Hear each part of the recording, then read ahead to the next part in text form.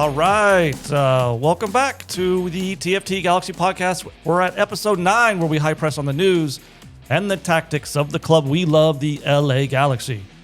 Today we're covering the latest Galaxy news, which includes the 2026 MLS schedule announcement. Maya Yoshida and Riqui Puig feature on Galaxy's YouTube channel. Some transfer rumors and general Galaxy news. There may be some MLS commissioner changes upcoming. And we continue with our best 11 Galaxy of all time. Today we're on the right back. I'm Eric. I'm Chris.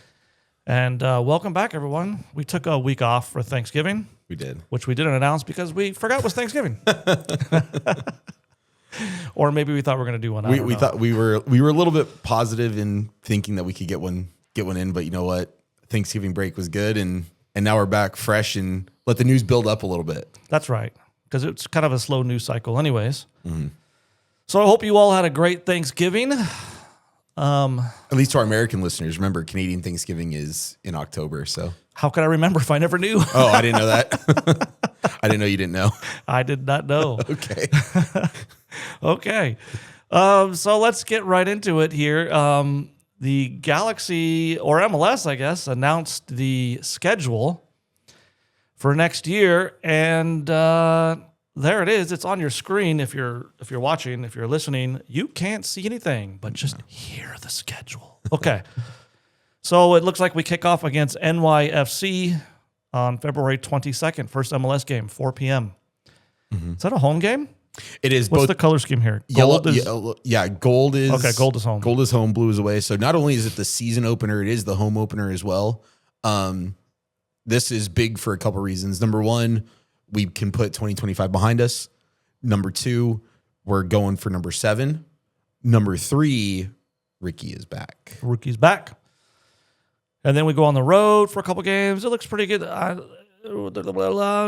okay, everything looks pretty good. There is if you notice here, we play May 2nd at home against Whitecaps. Mm-hmm. And then we take a massive break for World Cup. Well, that's not until the 23rd. The 23rd, the last game before the World Cup is May 23rd at home. I see May 2nd.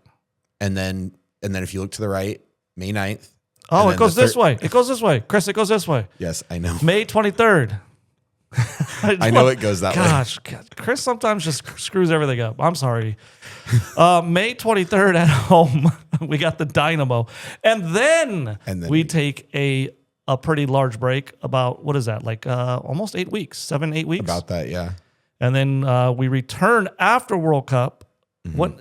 I think that's after the World Cup final even. Yes. No, the World Cup is completely done. Completely done. And then we return on July 17th, a home game against LAFC. Mm-hmm. So that's a nice return back to MLS. And it looks like if you look at the schedule correctly, Chris, it goes left to right, top to bottom, in case you were wondering. It looks like that break it's almost a half and half. Half of the season before the World Cup, half the season after the World Cup. It looks a little bit more back-end heavy. Yes. But it's fairly even. Fairly even. That game on July 17th against LAFC, not only is that the first game, like we said, after the World Cup, that's the first El Tráfico of the season. Oh, we don't play them before that? Nope, that is the first El Tráfico of the season. Yeah, so it's July 17th, and then October 25th would be the next game against them. Yep. Okay. Well, I mean, that's pretty cool. A little break there, World Cup year. Bye-bye July 4th game. That's been kind of like a thing for Galaxy for many, many years. They've hosted that July 4th, but no longer. Actually, there might be one more July 4th game. No, there will not be. This is it, because once they make that, they do the little half season and then the calendar change, they're not playing in July. No. So no. July 4th is gone. So enjoy your July 4th in some other fashion from now on, because Galaxy will not be hosting a game. That can be both good or bad. Yeah. It's tough. Because if you want to go somewhere and you have season tickets like we do, it's just like me and my family can go to and just say bye to the rest of my family. Sorry, we have a Galaxy game. Well, this year was really nice because we didn't have to watch a bad game on 4th of July. I don't think I went to the July 4th game. I think I sold my tickets because, again, I stayed and did family things with the rest of my extended family. But any other takeaways you have from the schedule? A couple things. So April 4th against Minnesota, that is the Landon Donovan celebration. What is that? I mean, they're just celebrating Landon Donovan. I think that might be, Well, because he already has a statue. So I would Right. imagine that could potentially be like Ring of Honor. Maybe. So like, his name up. Is he up not next in to- Ring of Honor yet? I don't think so. Okay. I think the last one to be put up was maybe I don't know. But it's been I think it's been he's a up there, couple actually. years. Anyways, it's Landon Donovan, Yeah, it's Landon Donovan celebration. which he deserves. But then speaking of statue, April 26th against RSL, the Kobe Jones statue will be unveiled in, what are we calling that, Champions Square? I think it's Champions Circle or Square. Something like Something that. like that. But in the Champions area next to the Landon Donovan and David Beckham statue. That's on what date? That is April 26th against 26th. RSL. Okay. All right. Like I said, July 17th, the first LAFC game, first El Trafico. The two Cali Clásicos, which are the Galaxy San Jose games, July 25th is in San Jose. August 19th is at home.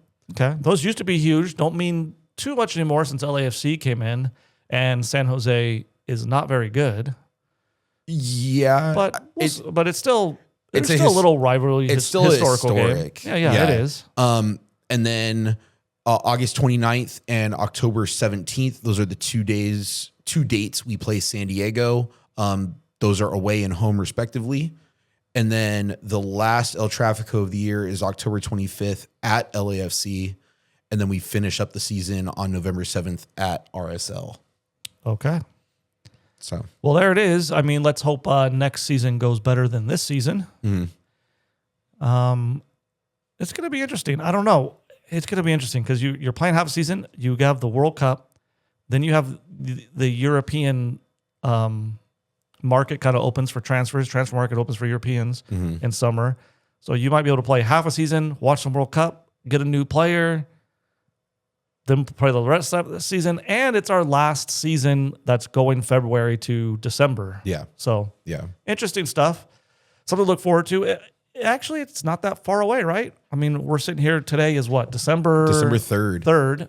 And I mean, in just over 2 months, we're opening our MLS schedule. And before that, we're opening Champions Cup. Yep. And that's the next piece of news. We have Champions Cup draw on December 9th. That's not even a week away.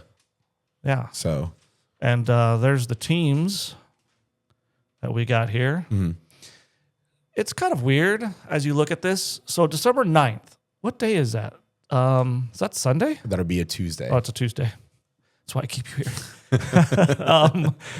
So on Tuesday of next week, then Champions Cup draw, and we'll find out really when Galaxy opens a competitive game for the next season. And I think there's something like 9 MLS teams in Champions Cup. That's a little weird to have 9 teams in a Champions Cup. How many Mexican teams are there? 1, 2, 3, 4, 5, 6. Looks like 6 Mexican teams. Yeah, 6 teams from Mexico. 1, 2, 3, 4, 5, 6, 7. It looks like 7 from U.S. But it looks like there's still 2 left down here to be decided. So anyways, I mean, you could, next week on our podcast, we'll take a little bit of a look at who we drew and everything. But that's coming up if you want to stay in the know. On Tuesday, December 9th, they'll be drawing that Champions Cup, and we'll know who, where, and when we play. And that could have, I guess, rippling effects to Coachella Valley Invitational if we go there. Yep. I guess that's it. We're just kind of waiting to see that schedule and how it coincides with Coachella Valley. And are they going to be in Coachella, or are they going to have to miss that and do some other preseason stuff because of the Champions Cup draw? And a little bit of unrelated Galaxy news, or related, because we will have one player in the World Cup. At least, yeah. That is on, that World Cup draw is December 5th. So it's this Friday. It's a couple days from now. We're recording this on Wednesday. On Friday, we'll see the World Cup draw, and we'll see who USA gets. We'll see who Ghana gets. Paintsel will be there with Ghana. Yeah. Will we have anybody else in World Cup? I don't think so. Pac will not be with Brazil. I don't think it'll be with Brazil. There might be an outside shot. Ricky gets a call it for Spain, but I think that's a very outside shot. that would, but Maybe. I mean, that's it's probably possible. the only. I guess that's the only other one, Yeah. unless we get a new player. So I guess keep a little on the next couple of days. So Friday we got the World Cup draw, which is just the draw, I believe. And then Saturday is more the schedule comes out. Yes. So I think basically they draw it. They get the they'll draw the groups. And then they work for 24 hours probably, and they figure out where all the games are going to be, the times, all that kind of stuff. So you won't really know the true schedule of World Cup until Saturday, but at least you'll know who the group of death is. Who's in it. You'll know who USA drew or whatever your favorite team is. You'll have a better idea going forward. So in the next couple of days, a couple important draws for us. Yeah. Just a quick thing, which is just interesting. I was having lunch the other day, and one of our Mexican friends was telling me, "Did you see Chicharito?" And I was like, "I already read about it, but Chicharito, first, okay, so he's playing for America. No, he's playing for Chivas. I mean Chivas. Sorry, he's playing for Chivas. They're in the quarterfinals. He comes on. I guess he came on really late. Like he played 17 minutes or something. And they get a PK in the 92nd or 93rd or 94th minute. Extra time. It's 2-2. Chicharito can win and move his team to the semifinals. Chicharito takes the PK. I've seen Chicharito take PKs for a couple of years for Galaxy, and it was not great. You got to imagine there's a better PK taker on Chivas than Chicharito. Anyways, he misses. He doesn't just miss. He misses. Like he misses in spectacular fashion. He does not hit the target. It was bad. No save required. He just launches it. Well, so real quick, you mentioned there, you would think that there's a better PK taker for Chivas. I think you could have had the kit man take a better. What's funny is PK a friend that we both know who I was talking to, who's a big Mexican fan, was saying, and I don't know if this is true or not, that Chicharito kind of like pushed a couple people off and said, no, I got this, which makes it worse if that's true. So he skies it, and like 3 or 4 minutes later, they get scored on, and they're out of. That's it. That's it. So Chicharito has not had a great year. If you've been following Chicharito news, he's had a couple controversial statements, which landed him in hot water. Now he does this, which is landing him in hot water. He's kind of spoiling his name and his legacy, which is kind of sad because he was a great Mexican player. I mean, he was a star for them.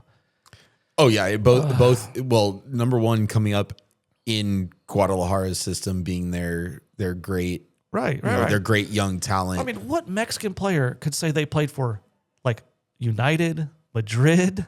That is incredible. Yeah, and now he's gone from this like legend, this Mexican star legend, to soiling everything he's done. It's kind of sad to see. I'm not happy about it. I'm just reporting it to you. I mean, it is what it is, but I thought maybe you should know as a Galaxy fan, Chicharito is not doing so well. So if you're a religious person, keep him in your prayers, I guess. I got to see him play for two of my favorite teams ever. So yeah, three of my favorite teams ever. I'm sorry, forgot 3. Okay. So, but yeah, I loved him before he was a Galaxian.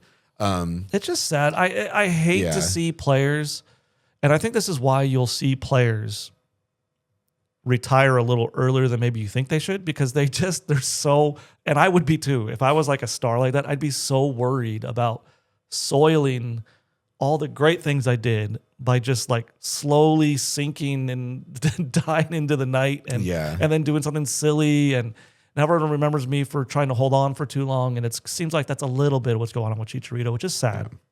Yeah, well, I'm pretty sure after this, his contract is either up or... I think he's done, yeah. Yeah, but I think this was... I think he might have been fired in the locker room after that game. You never know. Well, that's a little bit of bad news. I have a couple other pieces of news here, but I'm going to go with another piece of bad news, something that we've been a little bit worried about. I'm going to skip ahead in our show notes here a little bit because, and I don't know the reliability of Total Galaxy Instagram. I don't think it takes a Nostradamus to predict that the Galaxy is shopping Mauricio Cuevas around the league. And it makes me sad. If he leaves, I'm going to be really sad. Bad idea. I think it's a terrible idea because we have Mickey Yamane. Great. Okay. That's fine. I have no problem with Mickey Yamane. except the fact that he's older and he has 1 year left on his contract. So let's say you get rid of Mauricio Cuevas. What are you going to do in 1 year? Now you're going out and looking for a right back in 1 year. It's such a short-term solution, like it's so nearsighted to try and get rid of Mauricio Cuevas, knowing that you're gonna need a right back in 1 more year. Yes. You're not gonna. I don't think. Well, I certainly wouldn't re-sign Mickey Yamane with the kind of money he's going to come with. I would go with somebody younger, and it's a right back. I mean, you can save a little bit on the salary cap there. And Mauricio, you give Mauricio Cuevas a little bit more time this year, with the understanding that next year he's taking over that right back spot. The only thing I could see that's good about this is you could probably get something significant from Mauricio Cuevas. I really do think. Okay. Yes. He played 24 matches last year, starting 8 of those. So he only started 8 games last year. He has 2 goals and 6 assists from the right back, basically the right back position, sometimes right mid. Mm-hmm. But that's 8 goal contributions in 8 starts. That's the best goal contribution per start. I mean, some of those were done as he subbed on, so it's a little misleading. Yeah. But still, I mean, like... Well, considering our top goal contributors were at 15, we had 2 at 15. So we're saying that a guy that doesn't start games, but comes on and affects them in ways that directly lead to goals, whether he's the one scoring them or assisting them. Okay, who's that? I'm just going to read the top 2 commentators, which is I haven't read these. And yet. I'm looking at that top one. What is that? Alyssa Sar it looks like TV. Elise Alil SRTV says, "Are we dumb?" Number 1 upvoted comment. Yes. Okay? Now, yes. The second upvoted comment from Frankie the Pokemon trainer. Frankie the Pokemon trainer says this, and this is how I think. I swear to God, bro, it's like they don't watch the same games we do. He's literally been one of the only highlights this season. So you could see that the Galaxy fans are on, like, we're drinking the Cuevas Kool-Aid. Everybody, except it seems like the Galaxy just doesn't. Now, I understand there's some things, and we saw some things down the stretch with Cuevas in terms of he skirted on some of his responsibilities. He gave up a couple of goals in the end. But listen, he's young, and he only started 8 times. So give the guy a season to learn and say, hey, Cuevas, we really love you. We've got to figure out the defensive side of things. You've got to be a more sound defender. We love what you're doing going forward, but this season we really need you to work on the defending piece. Give him some time to figure that out. I don't understand. You give him 8 games, he lights it up, and then you say, get rid of him. I think it's going to be a terrible move, and I really, really, really hope they don't do it. I really hope that Total Galaxy is making this up. Well, number 1, it is just a rumor.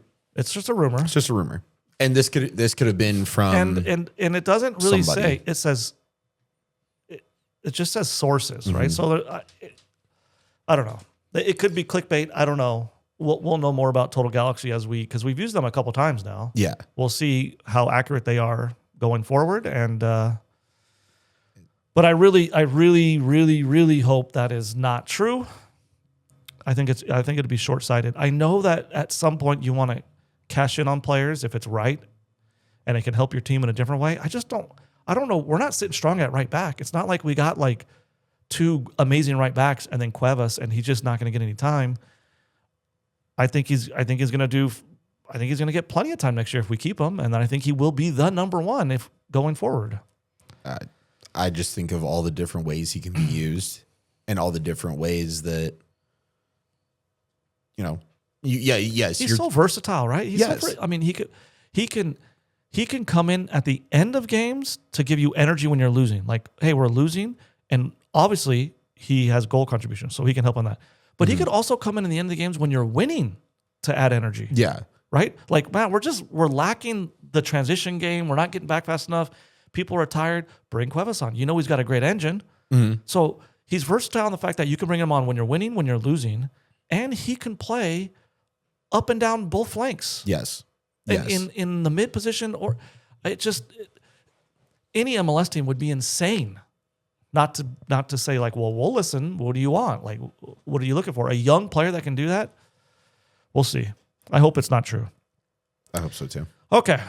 This is a little bit old, but Riqui Puig, Galaxy's doing a couple cool things on I don't know if this is going to play. Okay, I got it. Thanks. It's not going to play. Okay. But Galaxy is running a Riqui Puig Road to Recovery series, and episode 1 came out about a week and a half ago. Did you get a chance to watch it?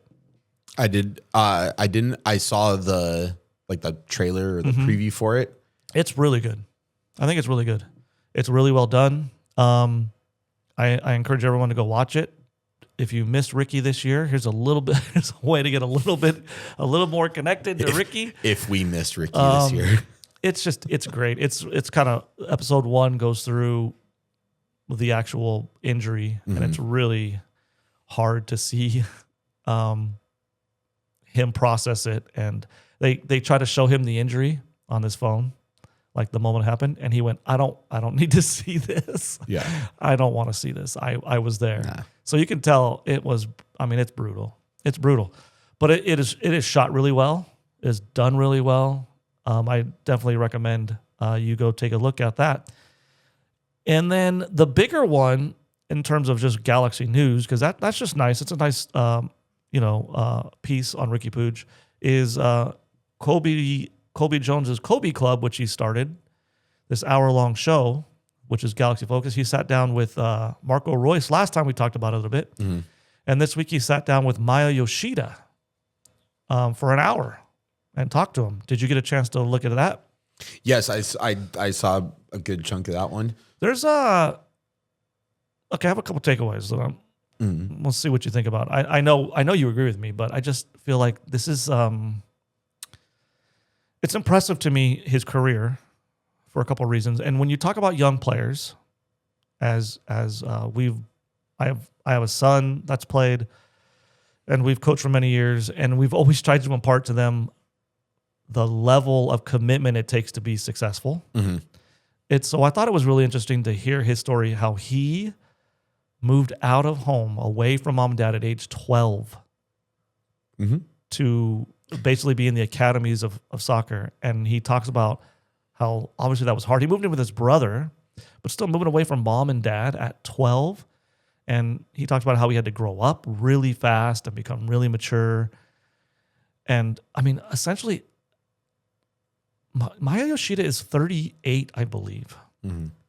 Since the age of 12, Chris, he has been moving around the world, playing the sport he loves, sure, but the level of commitment to constantly be training from the age of 12, his entire life, essentially. Yes.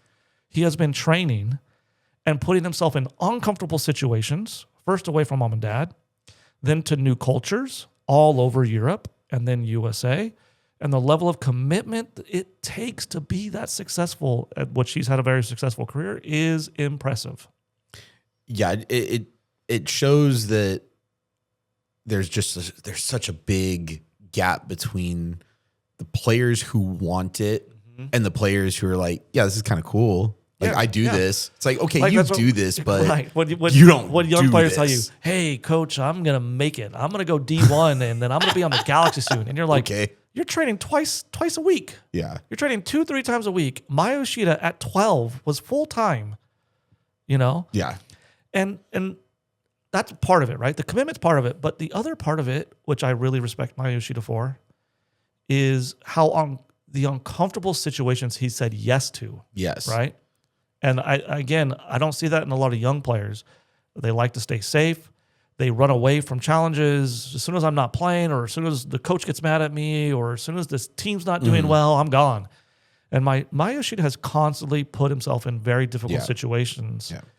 Well, and think about it. So, we talk about, and at least you and I personally talk about a lot of the younger kids and younger players, at least on the American side, that have gone to places like You had Christian Pulisic go to Germany when he was 15. Landon Donovan was in Germany at 16. Out of academies, things like that.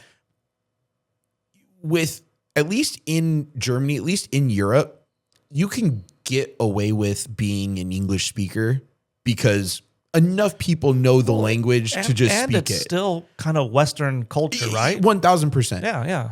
Coming from Japan to continental Europe, I'm sure Maya Yoshida maybe knew 3 words of English, if that. It's a complete 180 in terms of culture shift from massive from Japan or Asia as a whole to European living, European style. And I mean, not only that, he moves from Japan to Netherlands. Okay. He's 21 at this point when he moves to the Netherlands. The only Japanese center back ever to go to Europe. So now you're the first. So now you're wearing that, right? Like, well, you better be good. You're the first, Yeah. There were some midfielders and stuff before him and forwards, but he's the first center back. And then he mentions he's at a very small team in the Netherlands, and he's getting paid more than everybody else. And that added pressure. And he talks about, he doubted himself and stuff. But then he goes from Netherlands to England. That was a big jump. That's a big. It's a huge jump. He mentioned he jumped like 3 levels up instead of going from like this team to that team and this team and slowly step. He goes from this small team in Netherlands, VVV, who I've never even heard of. I had to look up. Straight to Southampton in England, which is a huge step up. He plays there for he's very successful, plays there for a while.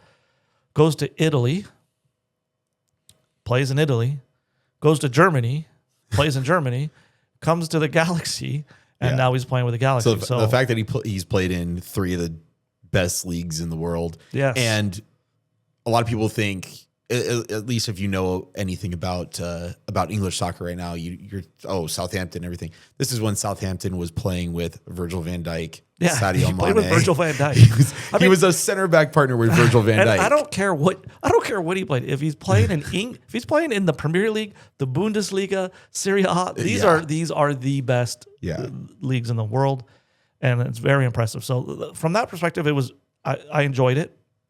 You got to know him a little bit more.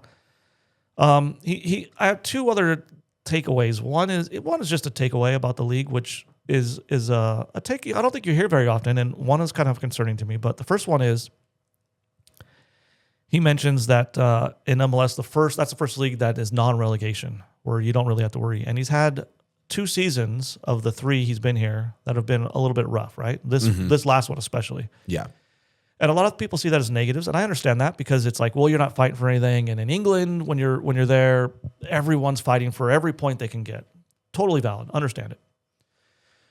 But Maya does mention at the end of the podcast, there is a positive to not having relegation, and that is the bottom teams are still attempting to play soccer. Uh-huh. They're not phoning it in the tactic side of soccer. They're not saying like, screw it, we're playing route 1 because we need every point and we can't make mistakes.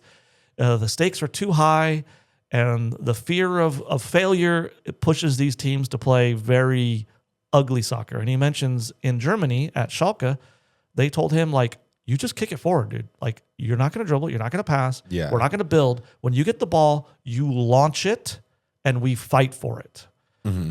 And that's a style of soccer. I'm not saying that's good or bad either way. I've run teams that way when you're not skilled enough, and you got to run teams that way. But I guess it is a good take. I can see it as a good take. Like if Galaxy was going to get relegated this year, they would have had to change their tactics and become a little bit uglier. Mm-hmm. The fact that they weren't means they can kind of work on the future a little bit. They can kind of work some wrinkles out. They can kind of try some people like Harbor Miller more without putting Harbor Miller in and saying, hey, Harbor Miller, kick the ball every time you get it. Yeah. They can put Harbor Miller and say, hey, give it an actual go, right? We're going to build out of the back.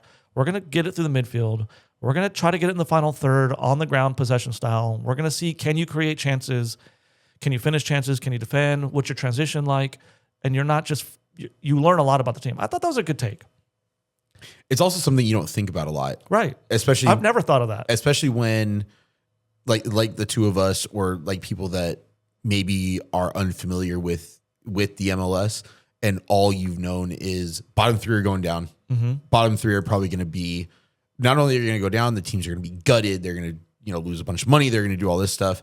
And, it affects communities. It affects so much more than just, watch team. those Sunderland, the Sunderland one. Oh, where they're the just, We Are Sunderland. Oh man, and it just they show you what it did to the Sunderland community, like economically what it did. Mm-hmm.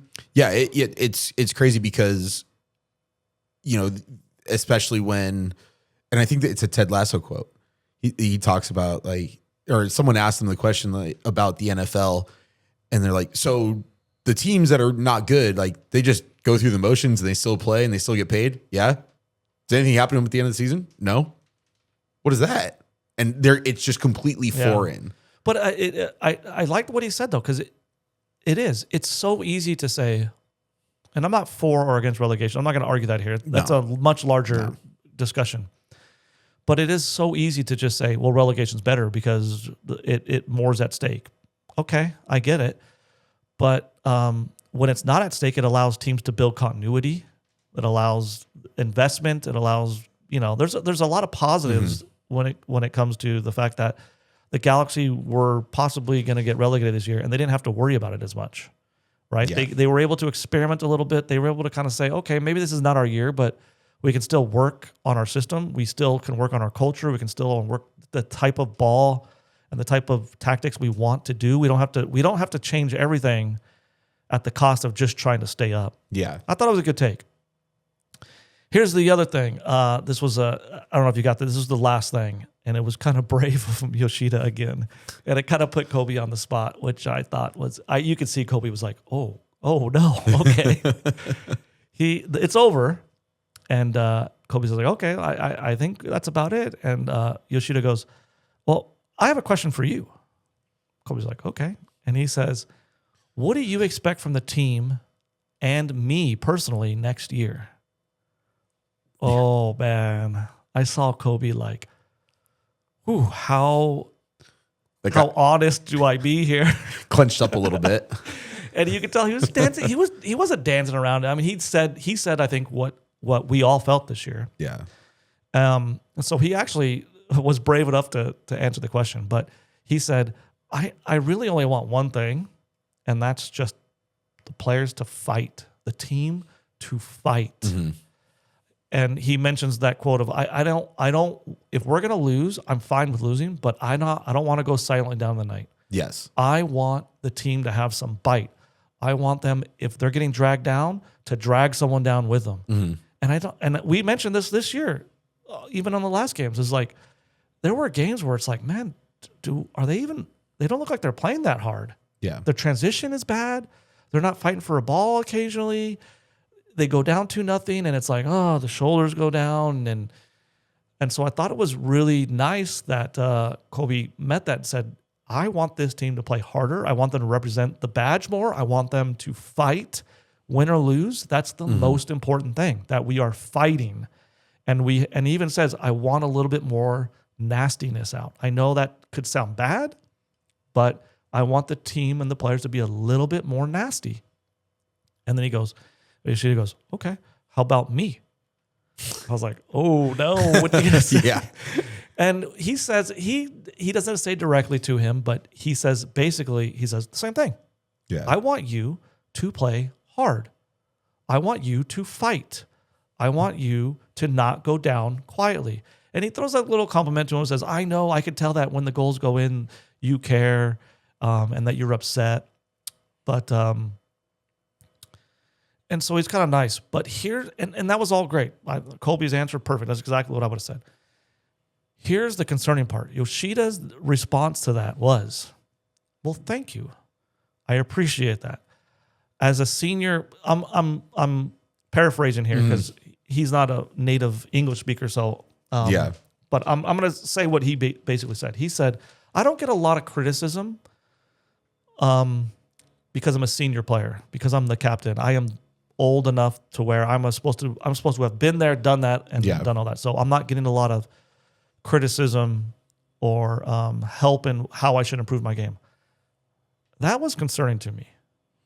Like, he basically said, like, hey, the coaching staff and the rest of the players aren't holding me accountable. They're not telling me what I should do better. Mm-hmm. So thanks for telling me what I should do better and being a little bit more critical of my play. That's concerning to me. It's concerning that people won't look at the captain of the team, like a senior player, and certainly concerning that, like, Greg Vanny's not shooting straight with him. Like, hey, you need to be better. You're out of position, or you need better positioning, or hey, you're getting slower in your age. You need to find a way to mitigate your lack of speed now that you're getting older to be successful. Like, we need you to do these things. It seemed to me like he was saying no one's really had a conversation with him about any of those things. That's scary. It's something, I don't know, something's going on up there. But yeah. And another concerning part to me too was he's a center back. And center backs almost everywhere in the world work with a center back partner. Yes. And that center back partnership should be critical of each other and be helping each other become the best partnership they can become. And so that was another concerning piece, because to me it sounded like, well, which I think is true, right? Garces is not really helping and on the tactical side of things. He's kind of just like a pure athlete, great athlete, but he's not communicating with Yoshida what positioning and how do we cover for each other and when do I go versus when do you go, and when goals go in, hey, that went in, like, let's sit down and figure out how we can fix this for next time. It doesn't seem like that's happening with Zonka or Garces, and that's also concerning to me. Yeah.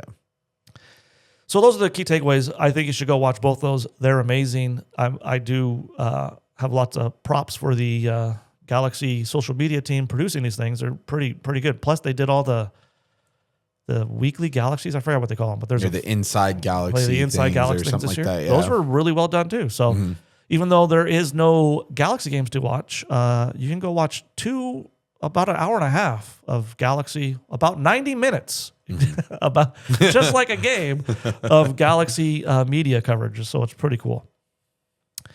In the last piece of general news we have today, two. We have a couple. Yeah. This one's quick. Todd Donovan, which is a Galaxy fan favorite. He's around the team. He was a coach at the team at some point for the academies and stuff. And he's at games occasionally still. So congratulations to Todd Donovan, who was named the NYCFC sporting director. Just a little bit of Galaxy news. Good for him. Good guy. And then this rumor popped up again, and I think it's just an old rumor, to be honest. But it's Lewandowski linked to the Galaxy. Okay. Cool. It's a rumor. I think it's largely based on he was looking to move, like 4 years ago or something, 3 or 4 years ago. And he was being linked to the Galaxy 3 or 4 years ago before he went to Barcelona. And I think Galaxy was probably interested at that point, but obviously they couldn't. He's not going to go there over Barcelona, and they probably couldn't match the contract. So he's leaving Barcelona, and he's being linked to basically everybody. Saudi clubs, Italian clubs, LAFC, LA Galaxy. He's being linked with everybody. Now, he's being linked with LA Galaxy and LAC because he has said publicly that his favorite city in the US of A is Los Angeles. So, and at least for I don't know how well known this is, but he and Marco Reus are like, oh, of course, homies. Yeah. So Marco, maybe you can get him here. Like, that could be one of those where could we get Lewandowski on like a non-DP contract that we buy down with Monopoly money? You know, we just stack the GAM and the TAM and the BAM and the SAM, and we just stack it up and we get Lewandowski. Yeah. That'd be amazing. Well, so this brings me to something that's very interesting. Is so take away who it is. Insert big name international player here, right? LAFC within however many years, right? They've been in the league for 7, 8, 6, 7? Yeah. 6 or around 7 years? 7, yeah. Okay. So about that. And they're getting players like crazy. I don't think they've missed the playoffs since they've been in, right? That might be true. Okay. Then you look at San Diego, the very first year, and they're in the conference finals. Mm-hmm. So what are we doing wrong? It'll happen. What are we doing wrong? It'll happen to those teams too. I mean, it's just a product of the league and the way the league runs. First, let's talk about San Diego real quick. San Diego is successful, like many expansion clubs are successful, because they get to start and build their roster perfectly for that season, right? So they get to decide where they're spending money. They're not locked into any contracts. They're not being screwed over by any contract from somebody else or someone aging up, and so they have like complete flexibility to. And as long as they can draw the players, the expansion team is going to be successful. We've seen that time and time again. We've seen it with Atlanta, Austin, San Diego, Seattle when they came in. You're going to be successful, okay, as an expansion team. So that I don't think is a knock on what happened to the Galaxy. Now, LAFC is a young team, and I think they've done well so far, right? Contract wise and player wise, and they've really found some pretty good players, and they've made the moves at the right time. I feel like they got rid of Ilie Sanchez, I think, at the right time. They got rid of a couple players at the right time, right? Like Mark Anthony. I think they got rid of him at the right time. And so they're letting go players at the right time. But there's going to come a time, just because of the way the rosters roll, where they're going to find themselves in position like the Galaxy did, where they're just locked into contracts and there's not much they can do. And they're going to have to sell somebody, or they're going to have to do something, right? And I think the major question for LAFC is going to be where they might misstep, hopefully, is life after Bouanga, right? Well, and they've built the team around Bouanga. They're largely successful because of Bouanga. And so that was a great find, great job, great catch. What happens when he leaves? You got to repeat that. It's tough, right? And I'm with you, but also wasn't the talk about, when Carlos Vela left, life after Carlos Vela, like what's going to happen? Bouanga was already there. And fair enough, but now let's look at the in respect to big European player, right? Most recently, Heung-min Son. Gareth Bale went and played for. Is your concern that people are choosing LAFC over Galaxy? Is why can't we as a team do something like that? We can. So why don't we? I don't get it. I don't think people would argue we have. I mean, are you going to argue that Peck and Paintsel and Riqui Puig are not of that level? I would say they that's are. not what. No, I'm not saying that, but I'm saying like, why are all these players, and even before, I think, okay, I kind of get what you're saying. I think there's been a shift. Galaxy used to do that. I don't think it's the Galaxy have lost anything in terms of their ability to obtain these players or cater to these players. I just think the Galaxy has decided to move away from grabbing Steven Gerrard at his old age and grabbing Zlatan at his old age and grabbing, I just think they've moved away. And I think they're trying to grab Peck and Paintsel and people more in their prime as opposed to big names, which, to be quite honest, worked last year, right? I mean, those three lit the league up. Yeah. So I think it's been a conscious decision from the LA Galaxy to not go after these huge stars on these huge contracts at the end of their careers. I think they've tried to stay away from that in the last couple of years. So you think it's just it's a total shift in how business is being done? Yes. Okay. Now, that's not to say that I think if Lewandowski is up and they can somehow make something happen and keep him under DP, they're absolutely going to do that. Okay. So I don't think they say no to it. I just think they've decided to invest heavily in the other areas. And if something perfect comes along, then they'll do it. If Son would have come along, I think Galaxy would have done it. They just didn't. They weren't in position. They're out of playoffs. They don't have the cap. So okay, I'm not concerned. All right, and the last piece of news here, not directly Galaxy related, is the MLS commissioner, Don Garber, is reportedly out. He has one more year on his contract, and I think he's publicly basically said, like, this will be my last year. He's getting older. I think he's going to look to kind of bring along whoever they choose, or, looking to hand over the reins more this year. I think his big thing is he wants to get this league, the schedule and the salary cap, and he wants to do a couple big things before he exits. I think he's done a great job, but he's probably not going to be returning after his contract's up. And so there's a list here in the show notes of a bunch of people. I'm not sure if we want to go over any of them. Maybe there's a couple you want to highlight. Well, the big one that has Galaxy implications is Dan Beckerman, because he's the president and CEO of AEG. They're the people who own the LA Galaxy. Yep. So he's being linked a big one. As one of the commissioners. People interested. Yeah, a couple of the other ones. You have Christian Seifert, the former CEO of the Bundesliga. I mean, that would be a great one. And then when we talked off air about this list, I think we mentioned a few of these names. Peter O'Reilly, who's the executive vice president of Club Business International and League Events for the NFL. That would be big, I think, because NFL just is so massive. They do everything right. So it would be great. Mm-hmm. And then Mark Tatum, the deputy commissioner of the NBA. So I think bringing in...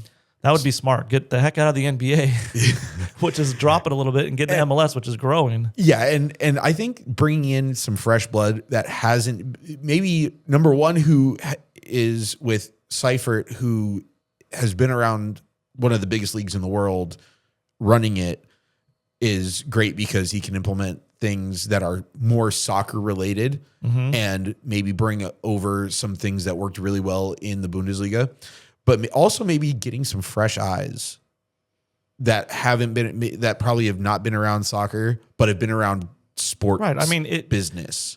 Sometimes you just want someone who knows what success looks like. Yeah. They don't have to know what soccer is if they can run the league the right way and produce a product in terms of TV deals, the quality of the broadcasts, how salary caps work in any sport.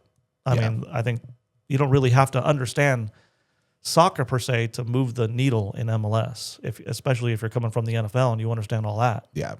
So that's interesting. Interesting list. So keep an eye on that. I mean, I'm sure we'll get some news, more news over the year, but that's a big shift because, gosh, I mean, Garber's been there for 20 years or something. I think it's been 20 years almost, maybe 20, more than 20. I mean, he has been the commissioner for a long time. Yeah. So it's been great.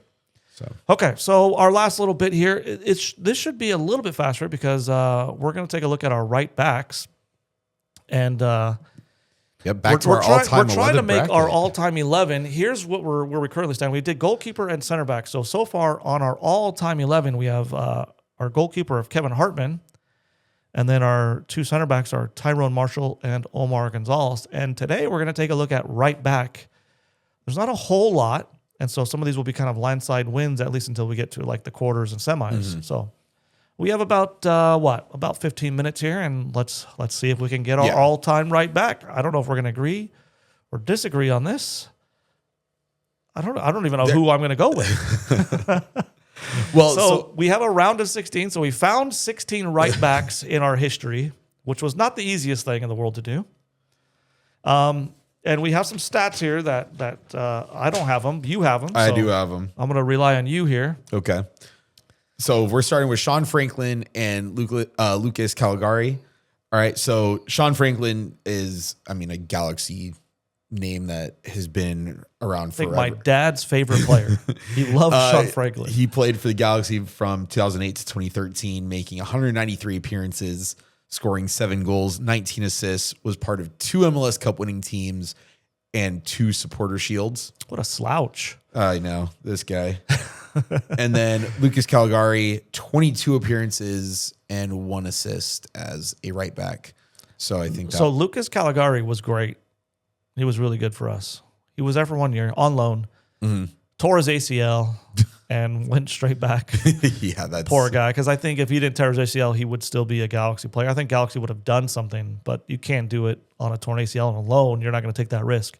No. But having only played one season and won nothing, although he did play well, up against the mighty Sean Franklin, who is a Galaxy mainstay for multiple years, multiple trophies. Pretty easy, right? Yeah, that's pretty easy. Sean Franklin pick Sean right Franklin there. moves on to the quarters. Yeah. Congratulations. All right, then we go to our next one. Rafael Garcia.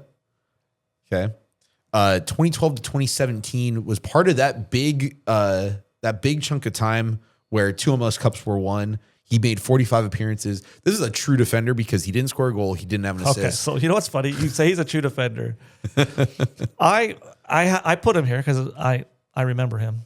Rafael Garcia was a forward.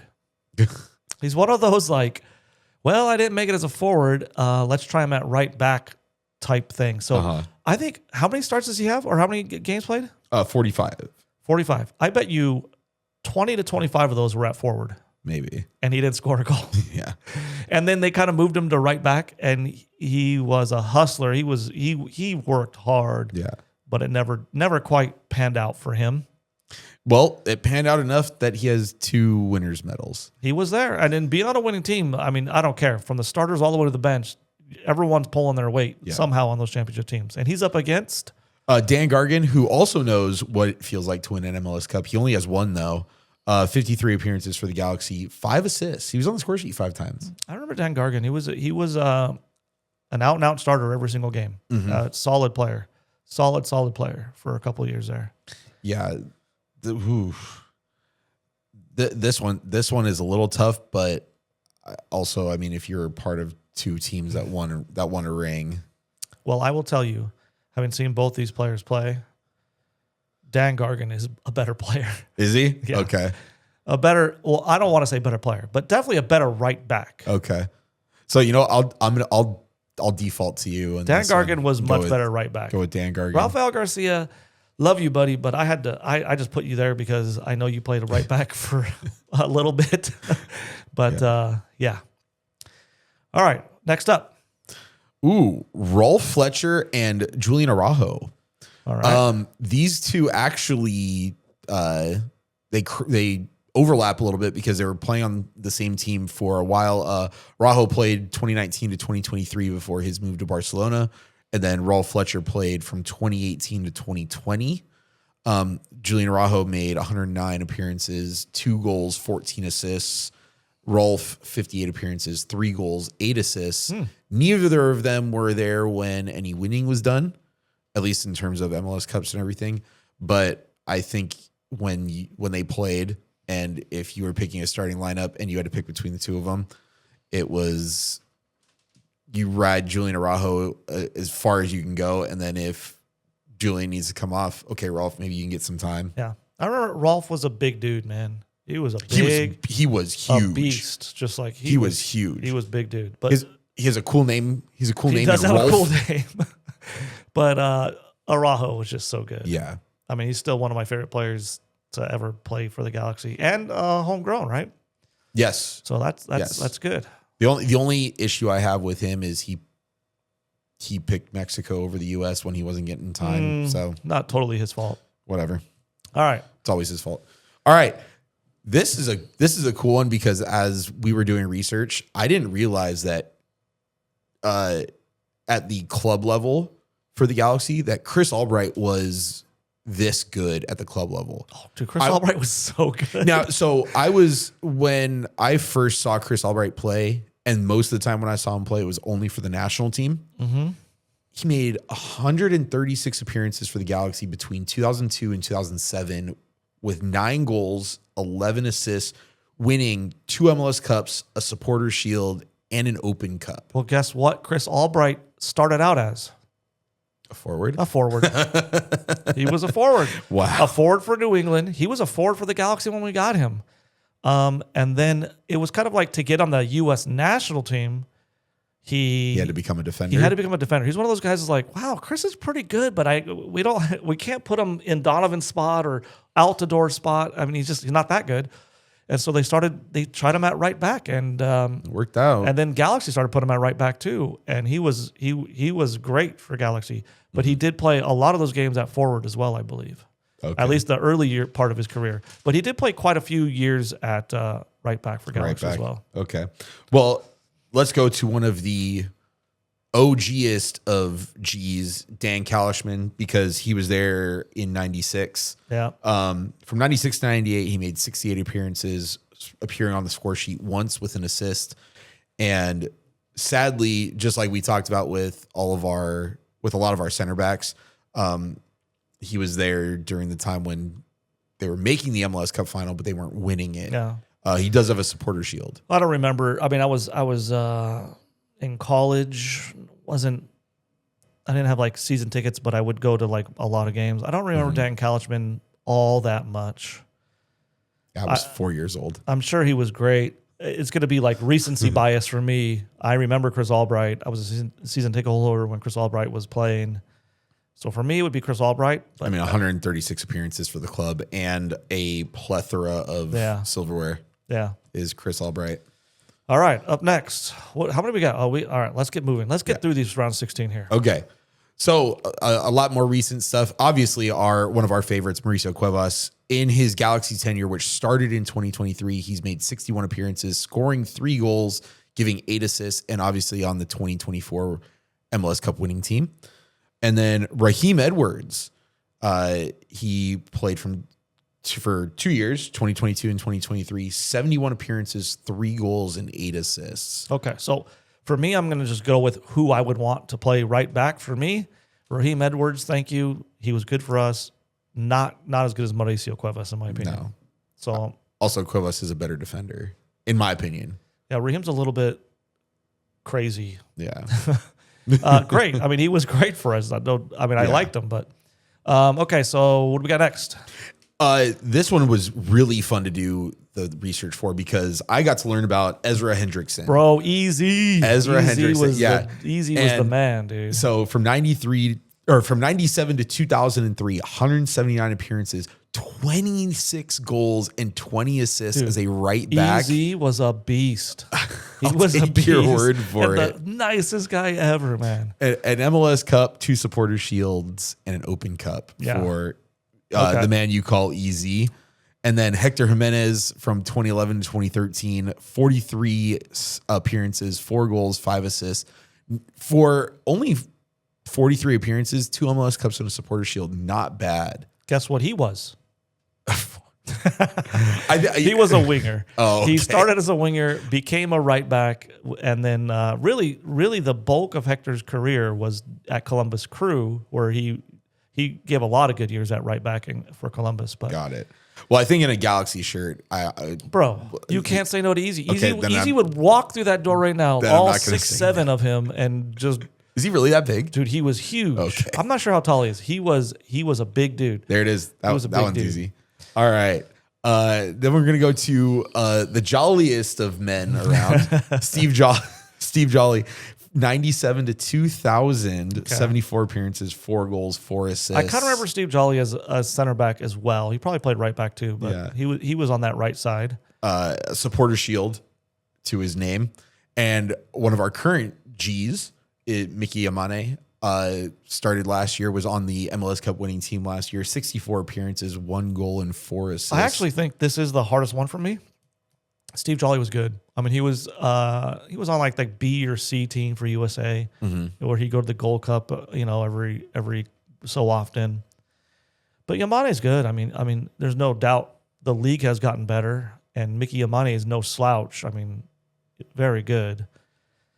So I don't know. What do you want to do on this one? I could go either way on this one, to be honest. So I'm gonna leave it to you. I've really only seen Mickey Yamane play. Then we're gonna go with Mickey. Okay. Sorry, Steve. Okay. That is 50-50 for me. Steve is pretty good. All right. right, and our last one. Our last one, Brian Jordan, from 2008 2012, made 56 appearances in a Galaxy shirt. Guess what Brian Jordan started out as? If you say a forward. He was a forward for LA Galaxy. Turned into right back. Jeez. 56 appearances, 2 goals, 1 assist, 2 MLS Cups, 2 supporter shields. He was on those beast teams. He was on the fringe, right? He was that guy that subbed on late. He started as a forward. We called him BJ.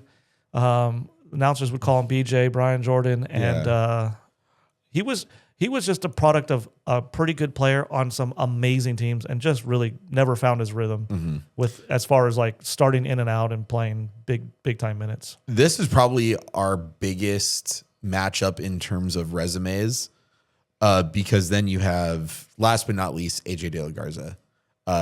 Like we said, when he was in the center back one, 204 appearances, 2 goals, 4 assists, but 3 MLS Cups, 2 Supporter Shields in however many years is that? What, 09 to 16? Bro.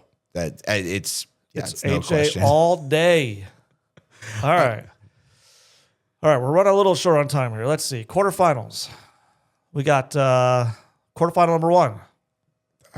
Sean Franklin versus Dan Gargan. No, Sean Franklin. Yeah, I mean, we could just skip that. Dan was great. Yeah. But the longevity of Franklin, and you can't, I mean, there's nothing to be said. In a jersey, in a Galaxy jersey, Sean Franklin.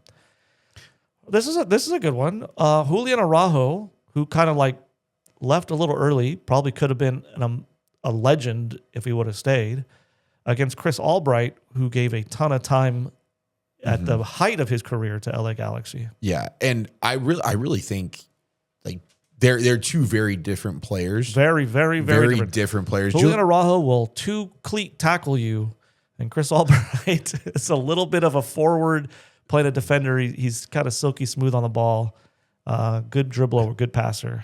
I think purely for the trophy cabinet, I'm going Chris Albright. Okay, this is a tough one.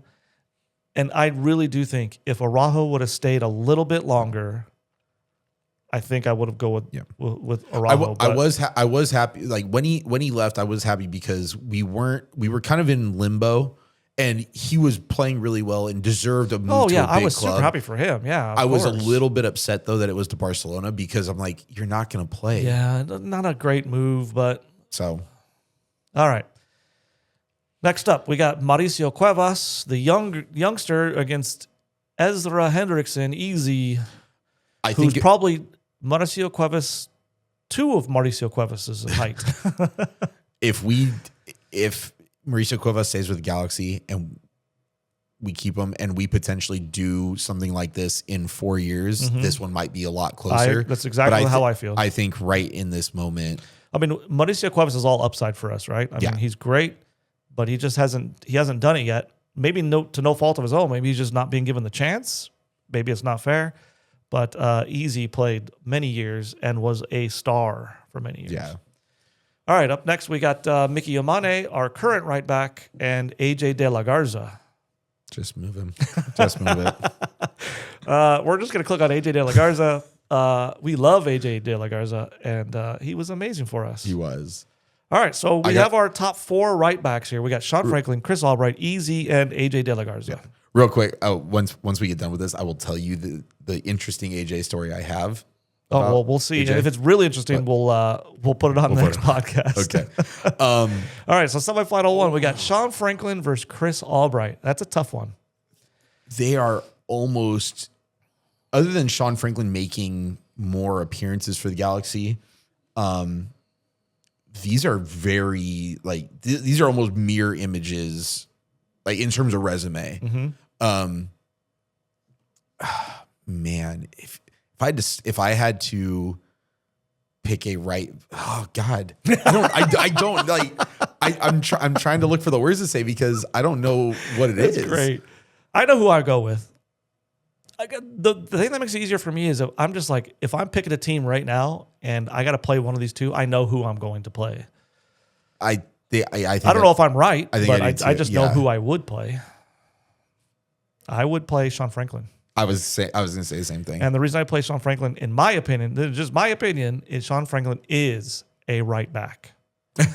From beginning to end of career. Okay. He is a right back. All right. Chris Albright is just a great player. And he was a great right back, but in terms of like being able to do the job completely, Sean Franklin is a more complete defender than Chris Albright. Oh my goodness!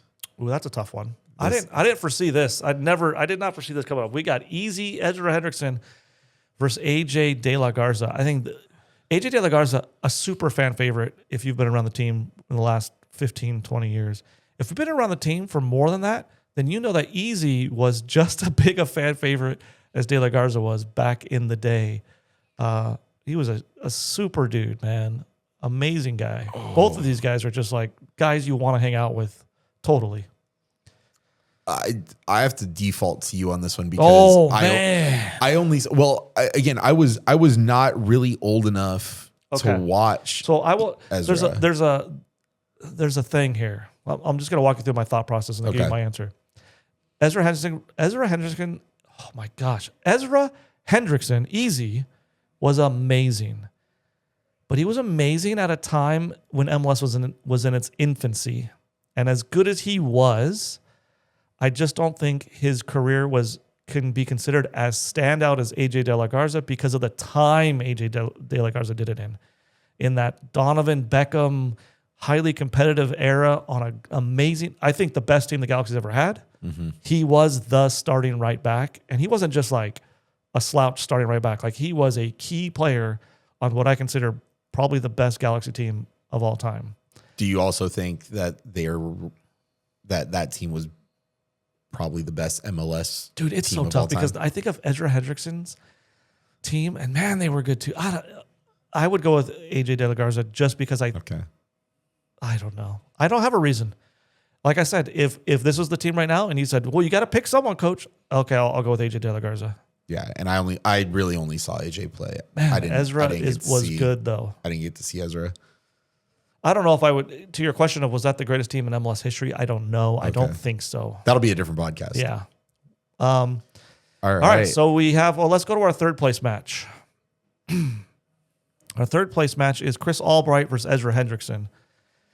I think I'm going to use your own logic on this one. Is Ezra Hendrickson was an actual defender. Yep. So and I talked myself into. I don't know why. I don't know why it was like, oh man, AJ De La Garza was on the best team ever for LA Galaxy. Easy's team was so good. Robin Fraser, Easy, Vanny, Mathis. I mean, there were so many stars on his team. Ezra Hendrickson was a beast. I had to go with Ezra Hendrickson, which leads us to our final. Sean Franklin versus AJ De La Garza. Wow, that I did not. I would not have predicted that's where we would have landed with Sean Franklin and AJ De La Garza, and this is a tough one. They are very similar players. They are both hard workers. Yep. Up and down, box to box, like right backs. They're both like humble, like just like great, humble type right backs. These would be called, there's a football term they call lunch pail guys. You got to bring your lunch because it's just going to be a fight for 90 minutes. So similar. Can we make them? Can we vote AJ Franklin? Can we combine them? I mean, I don't know. I'm going to leave this one to you. I don't know. If you were called, hey, Coach Chris, we got to get our right back out there. Is it going to be Franklin or De La Garza? What do you do? Wait for the bell to ring. Saved by the bell. Yep, saved by the bell. I would for the it's so tough. It's super tough, dude. I made my mind up and I was about to say it and then I switched. Well, because I'm thinking about one, they were great defenders in their own rights. They were fantastic defenders. They did their job really well. I think though, when you talk about as a complete player, I picture Sean Franklin streaking up that right side a lot more than I can picture AJ. Dude, it's so tough. But I agree with you. But then at the same time, I think back to AJ's like tenacity and just seeing how hard he played, and he was more emotional than Franklin. Yes. Franklin was more of like a workman, like even keel, and De La Garza was like, man, his passion would just show through on the field. Man, I don't know. I don't know. Make a decision, Coach Chris. Just because 3 is better than 2. It is every day. AJ De La Garza. Okay. Can't argue it. No. Can't argue it. So that leaves our top 3 right backs of all time, according to the TFT Galaxy podcast, is number 1, AJ De La Garza, number 2, Sean Franklin, and number 3, Ezra Easy Hendrickson. Another outstanding list. Good job. We're so good at this. And AJ will then get put into our all-time Galaxy. Yes. I'm not going to do it right now. No. Because I gotta do things, and I gotta put a picture, and then but he'll be right here. He'll be right here. So AJ is added into our thing. AJ. I do like how I do like the 4-4-2 thing because it gives us lots of options, or it gives us at least an extra option when you start getting up higher, right? Which I think we're gonna need. Yep. So Yep. For sure. Do you think this is hard? Wait till we get to like right mid.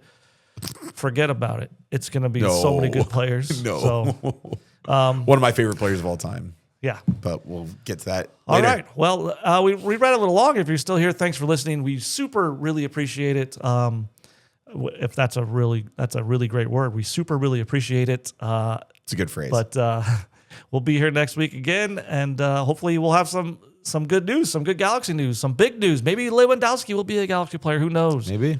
Thanks for listening. Thanks for watching. Leave a comment. If you want us to cover something, if you disagree or if you agree, let us know, and we would love to hear from you.